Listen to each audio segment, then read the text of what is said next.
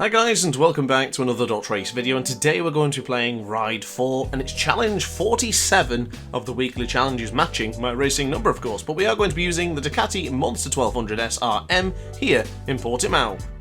So here we go then, on board the aforementioned motorcycle, and now we're tackling the Portimao corner. So in today's video I'm going to be giving you some assistance and some pointers on how to tackle this wonderful circuit of the Algarve without crashing, and of course getting the goal lap time to earn maximum credits. So now onto the left hand side for this difficult corner for turn 4.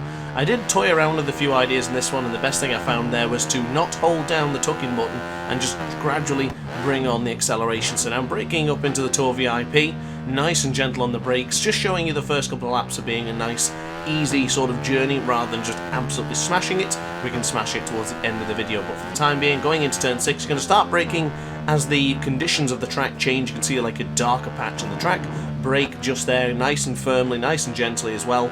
Not too abrupt is basically what I'm saying, so you can bring it on quite firm, but as long as it's gradually applied.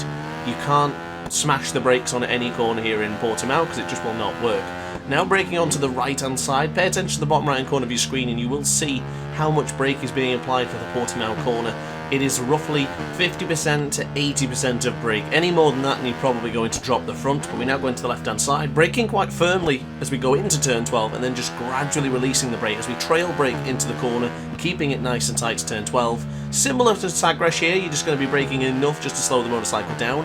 You don't need to be slamming on the brakes there because it's going downhill, just kind of off camber.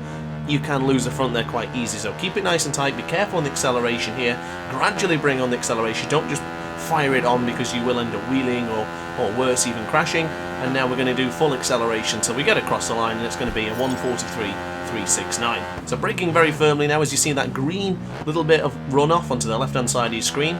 Use that as a guide to tell you exactly where to start braking. You're going to be using a lot of rear brake there and a lot of front brake as well.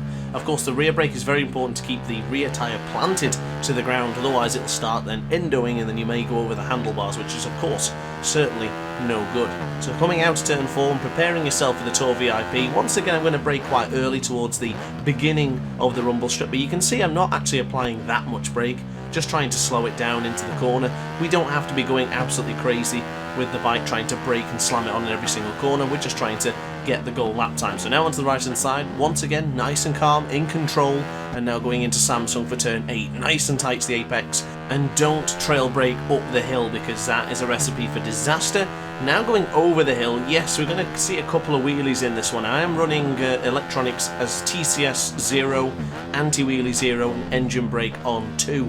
Now the anti-wheelie for me, I like to run it off because I think you get a bit more speed on the straights, but it's not a necessity if you are struggling with the wheelies. If you think you're struggling with the wheelies and maybe too many corners, you're lifting the front up, just jump it up to anti-wheelie 1, maybe even 2, or maybe even 3 if you consider it. It's entirely up to you, but that is the electronics that I'm running just to give me a bit of extra feeling for this wonderful motorcycle. So now going into the right hand side for the gallop.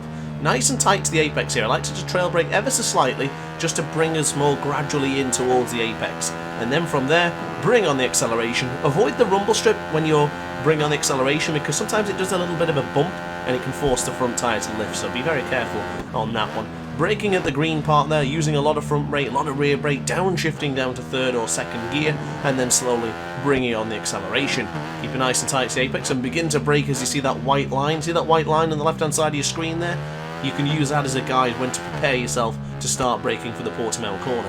Now for me, I don't tend to use that line, I just tend to brake as is, but I can say it's roughly similar to where I brake anyway, so if you need a visual aid you can definitely try that one. So now into the left hand side for the Tour VIP, nice and tight to the apex, be very careful on the wheelie, you see it again there, not even that much acceleration applied, it's just that the Ducati really loves to wheelie, so be very careful as well going into turn 7, can easily catch you out. Turn 8 approaching, remember what I said, don't trail brake up the hill, just brake until you get to the hill and then release. Be careful on the acceleration here, make sure you're tucking in, and be gradual on the acceleration, then go into the Craig Jones corner tight to the apex but not too tight. On the previous lap we did go over the rumble strip and it looked a little bit scary, as we now go into Portimao 6/10 of a second clear from the previous lap time.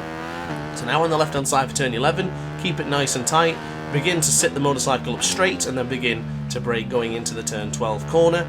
currently using medium tyres for this one. It's entirely up to you whether you want to use a hard front or medium rear. I've got a medium-medium combination on right now, and as you can see, the front is taking a little bit of a hounding, so just bear that in mind for your adventures. I wouldn't recommend soft tyres, but maybe you prefer the softs to me. I don't tend to. I always prefer the harder options, but still, it's certainly worth knowing. Now, careful on here as well, because as I mentioned, you just ever so slightly touch the rumble strip and then bang, the front wheel rises, so just be very, very careful of that one. So we've got a couple more laps in us yet, so let's try and improve the lap time a little bit. I'm going to go a little bit faster now, or maybe slower, who knows. I'm going to try to go faster at the very, very least, as we now brake just before that white line. You see it there on the left hand side of your screen. Use that as a guide to help you going into the right hander. Now for the left hander turn 4, not going to tuck in this time, and we get a bit of a wheelie. So there's a bit of a balancing act from coming out of that corner when pushing. You want to be using the tuck in, but not too early, because if you tuck in and then bring on the acceleration, the bike is out of weight.